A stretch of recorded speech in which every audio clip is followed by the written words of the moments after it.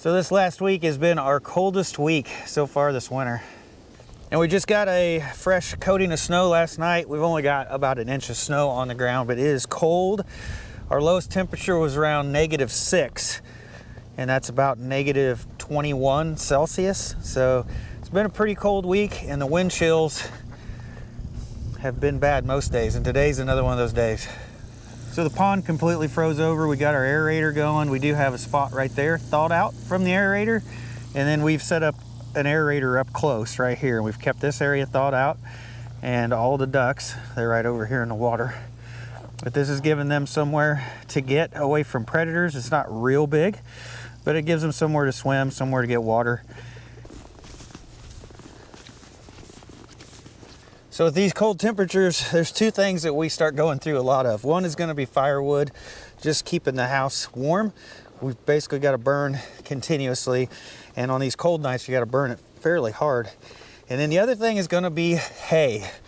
The livestock have really been going through a lot of hay in this cold weather.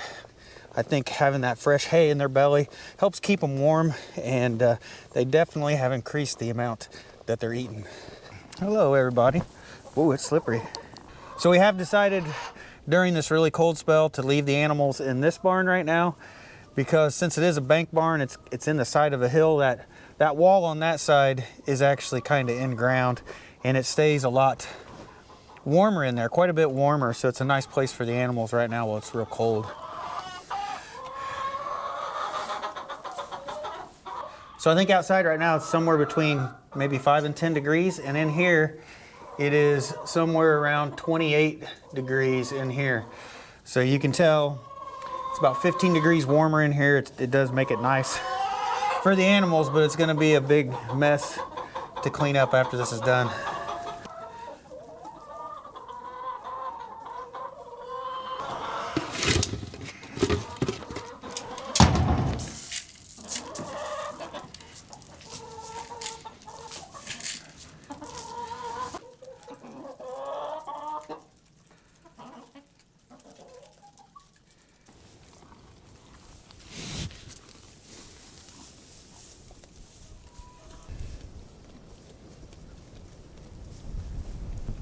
I don't know if you guys can hear that wind or not, but it is a windy day today.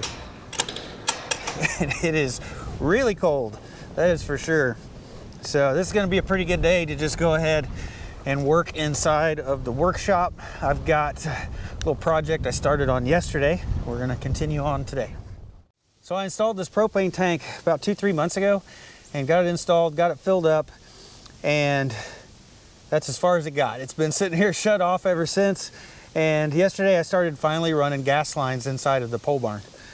And the main part of the gas line I almost have complete. It comes in through the wall up there just below the ceiling, and it goes across and around, and you can see it pretty clearly right there as it drops down the wall. And off of that main gas line up along the ceiling, I'm gonna plan on putting in 2 heaters. One is gonna be right here under this window to try to heat the main part of the shop. And then the other one is going to be over there inside of the dog kennel. So here in the dog kennel, right now, Rebecca has a little space heater set up in here to try to keep the kennel warm. We do put an air conditioner in here in the summertime to keep them cool. But what we're planning on doing is installing this little bitty propane heater right here to keep it, you know, at least probably, we're going to shoot for like 50 degrees so that it's not freezing in here for the dogs. So regulars of the channel will know I already have like a Mr. Cool heat pump that's on in here. I've got that set at FP. You can see that FP right there. I think that is frost protection or freeze protection. And that is the lowest setting that you can set it at. It's been keeping the shop about 45, 50 degrees. And that's really not bad. But the lower, you know, from freezing, once it starts getting below freezing, it starts losing efficiency. And that efficiency just gets worse and worse and worse. And we got down to like -6. So that's like 38 degrees below freezing. So this thing basically ran hard all the time to try to keep the shop at that temperature. So it definitely doesn't do well when it gets as cold as it did. And the manual tells you you need to have an alternate heat source during these really cold times. And that's what we're doing. We'll have the propane that we can use during these cold parts of the year. Plus, it's a heater that works without electricity too. So you could keep the shop warm or keep this space warm even when the power goes out. So that's a big benefit to me to have that ability. So I know somebody's going to say, but you've got solar power, won't that keep everything going? And the answer to that is the solar power keeps our house going. If the grid goes down, the garage, this area is completely dead except for a few circuits we've got over here for our freezers. So the solar power really just powers our house. So it'd be nice to have a couple heaters in here that will keep the space warm if we do have a power outage. So I'm going to go ahead, get a fire started, get the shop warmed up a little bit more, and then we'll see if we can finish these gas lines, get these heaters installed.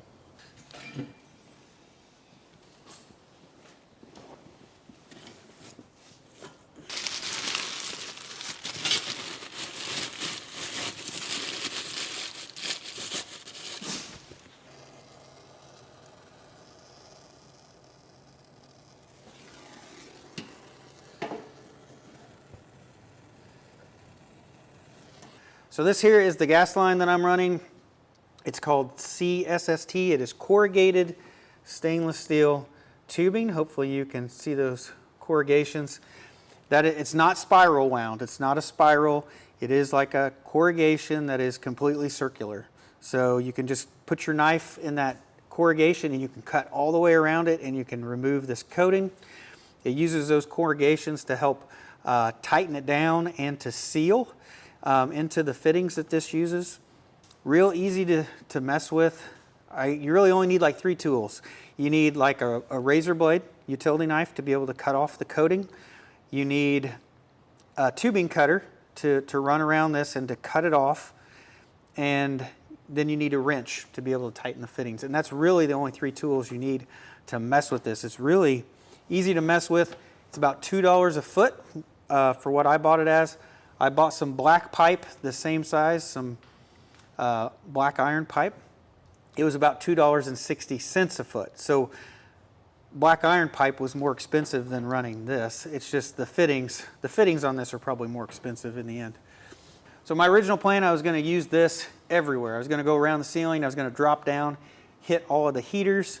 But after studying up on the proper installation of this, they really want, when it's exposed like this, they want it to be at least 6 feet or higher. They want it to be up and out of the way so that you don't accidentally hit it with something and damage it and dent it or anything like that. So what I'm doing now is I'm just going to keep all of this up high, out of the way like it should be, and then we're going to come down the wall with black pipe down to the heater. So I need to go ahead, start putting the black pipe together, and then we can go ahead and try to connect the two and get everything hooked up. So this here is the bottom where the heater's actually going to hook up. And I'm just tightening on the very last fitting, and it tightens all of them in that run.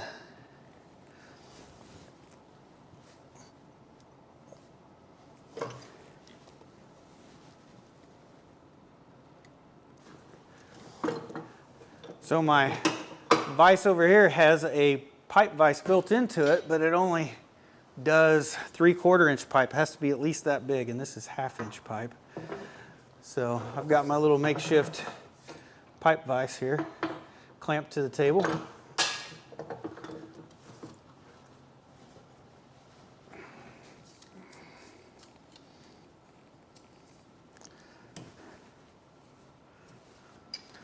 And on the top of the pipe, we have a connector to connect to that corrugated gas pipe.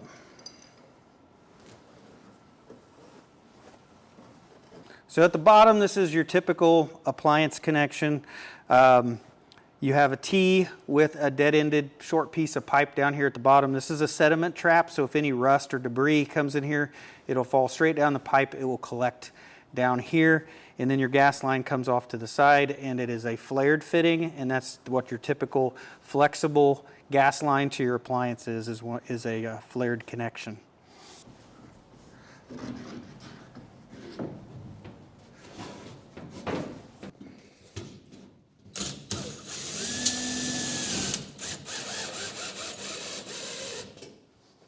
Get a couple clamps on this thing, it'll hold it in place for us.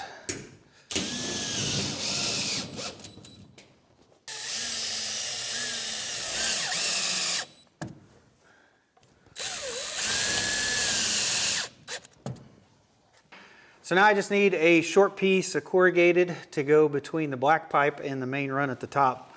So to prep this, I need to count 4 corrugations from this cut line. So 1, 2, 3, 4. So right there is where I need to cut it off at. So using a set of tubing cutters, I'm just going to cut it off right there.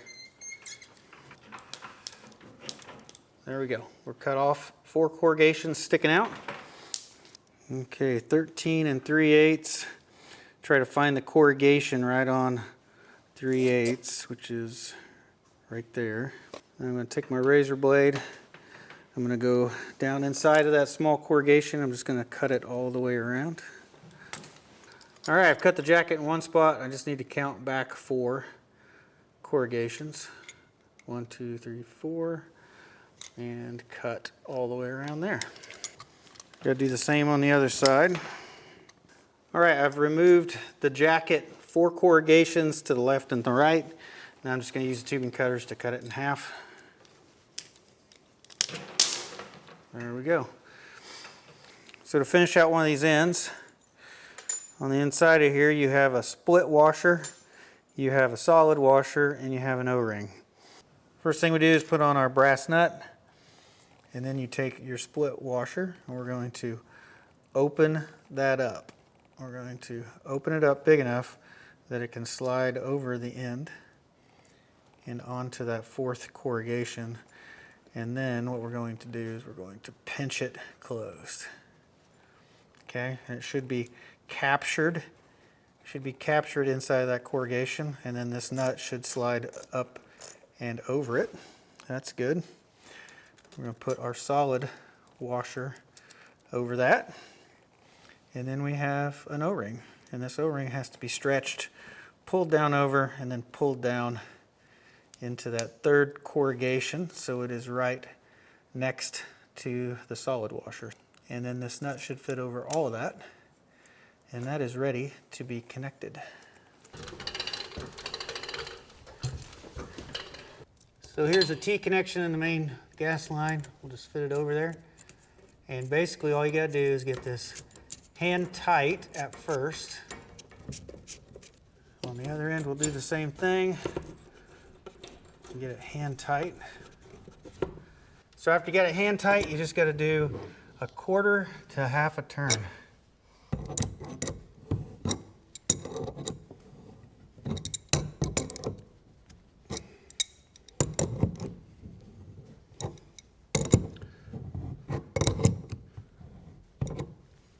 All right, got the first gas connection done. That was the easy one. So now we got to figure out how we're going to get through the wall and into the dog kennel.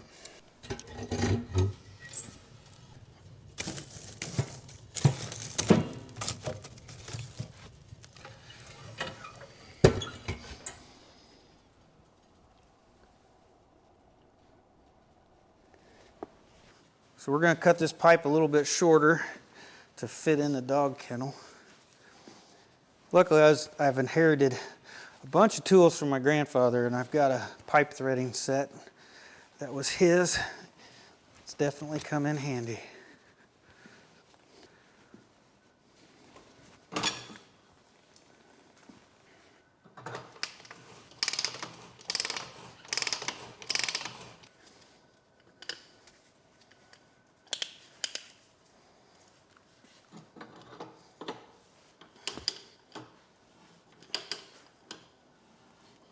Just got some thread cutting oil to put on here as I thread it.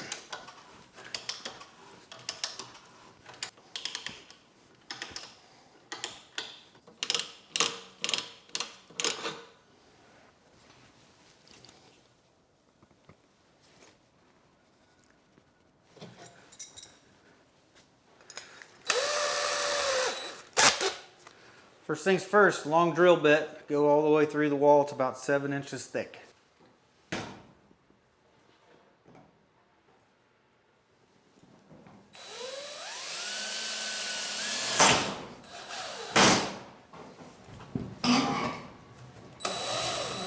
to make sure it's as straight as possible.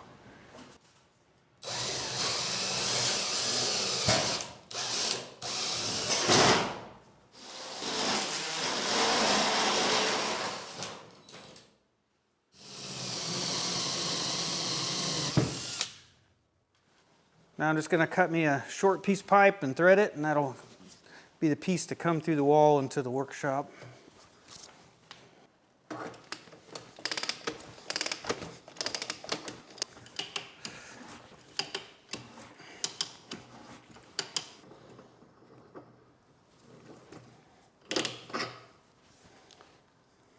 All right, moment of truth. Hopefully the holes line up good enough. It goes all the way through the wall.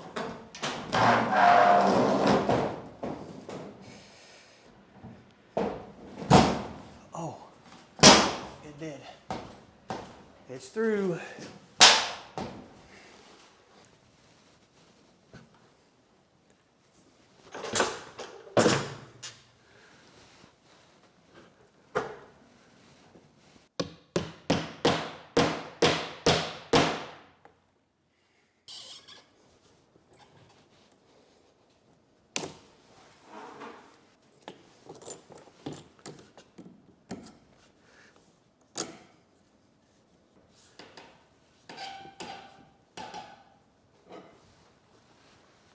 All right, the gas pipe installation is complete. I've got both of these valves shut off. I'm gonna go ahead and turn on the propane tank, and then we're gonna do a leak check with some soapy water. All right, we'll open up the main gas valve here. Come over here, we'll turn on the gas valve going in the building.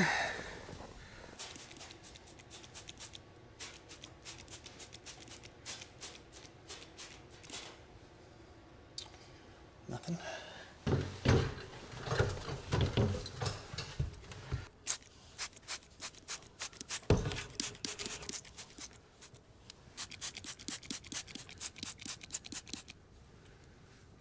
Looks good. All right, I tested every connection, all the ones up high, all the ones up low. Every connection I tested with a mixture of soapy water, and that would blow bubbles if it is leaking by, and everything looked good. So now I'm gonna go ahead and start hooking the heaters up. So as I'm doing this, keep in mind, this is not a tutorial. I'm just kind of showing you what I'm doing. I'm not saying that this is the right way to do it. This is just the way I'm doing it. So the next thing I'm gonna do is I'm gonna bleed the air out of this line. So I'm gonna turn this on until I can smell the propane. Right now this is completely filled full of just regular air. So I'm just gonna keep bleeding this till I smell the propane. I'm gonna turn it off, and then I'm gonna hook it to the heater. Should be pretty apparent once it turns to propane. There it is. Yep, there it is, propane. Go ahead and turn the gas on. Check our new connections. Everything looks good. So this is a ventless heater, and it just works off of a pilot. And to light it, you gotta push this down and then hit the igniter button. All right, we got the pilot lit. Now I should be able to turn it up.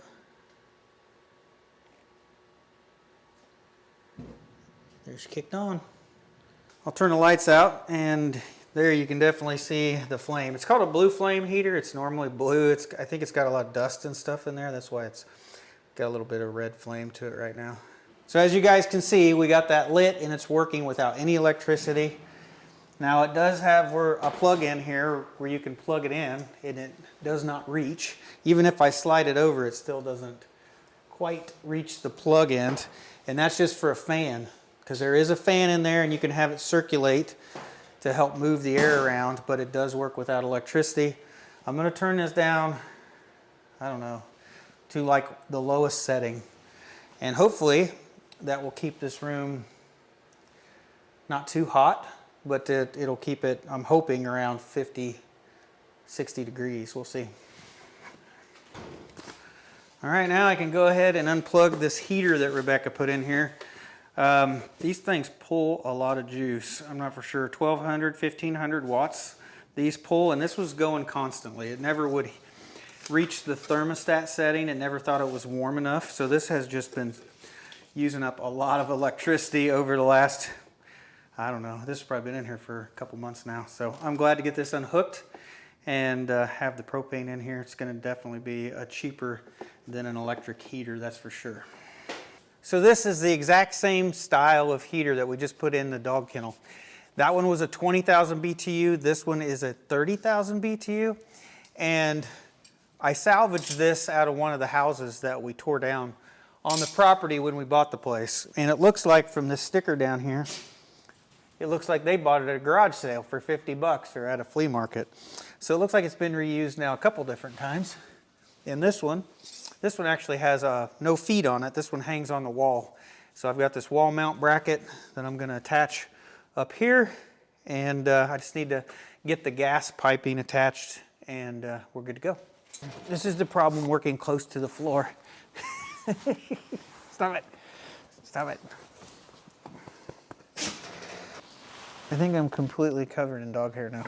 I think I see dog hair. It's like in my eyes. All right, let me up. I gotta attach this to the wall somewhere.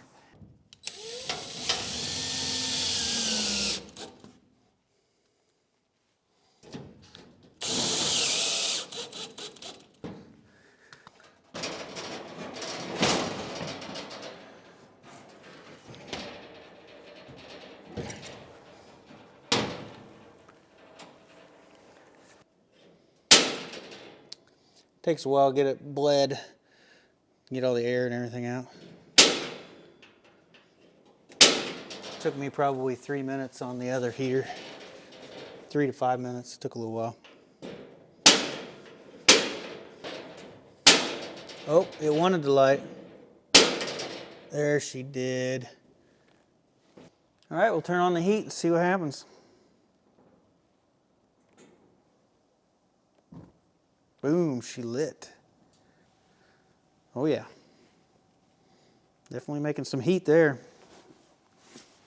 I'm gonna go ahead and turn the Mr. Cool off, and I'm just gonna keep a minimum temperature in the shop using the blue flame heater over here. So it doesn't have really a temperature knob on it. It just has like kind of high and low, and I'm gonna have to figure out which setting it is to kind of keep it around 50 degrees.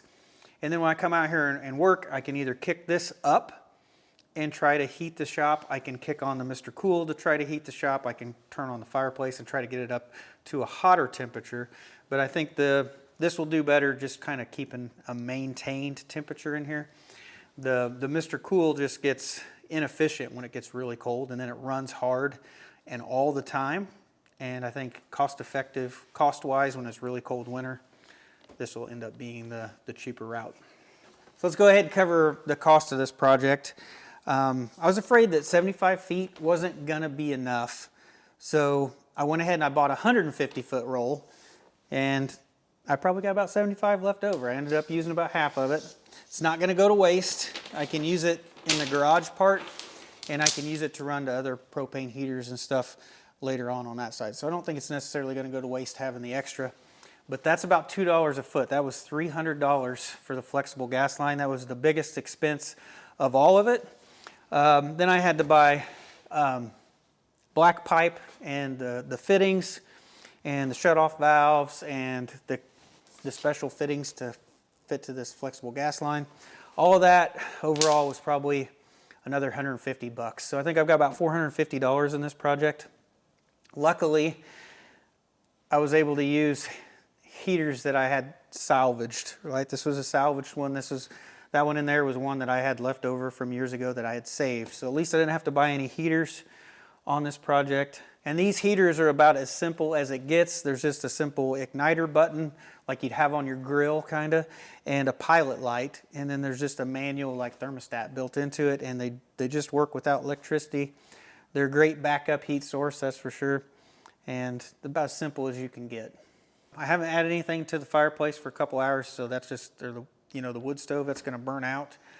And I'm going to try to keep my eye on it over the next 24 hours to make sure it doesn't get too hot or too cold, and try to figure out exactly where I want to set these thermostats at to maintain about 50 degrees. So I'm just going to kind of keep my eye on it over the next day or so, and hopefully I can get this exactly where I want it. But I think this is going to work out good. Glad to finally use the propane tank that we put all that effort into redoing and getting set up. So finally finally getting to use that and to use it to heat the shop, because that was the whole point of that propane tank, was it is specifically just for the workshop. But anyway, guys, I think that's going to be it for this video. Just a project that I've been working on the last couple days in this cold weather. It is miserable to be outside doing some of this stuff, and cameras and stuff don't work outside very well either in this weather. So it's been a lot nicer to come in here and work on stuff in here instead. That's for sure. But anyway, I think that's it, guys. So thanks for watching. Have a good one. I'll see you next time.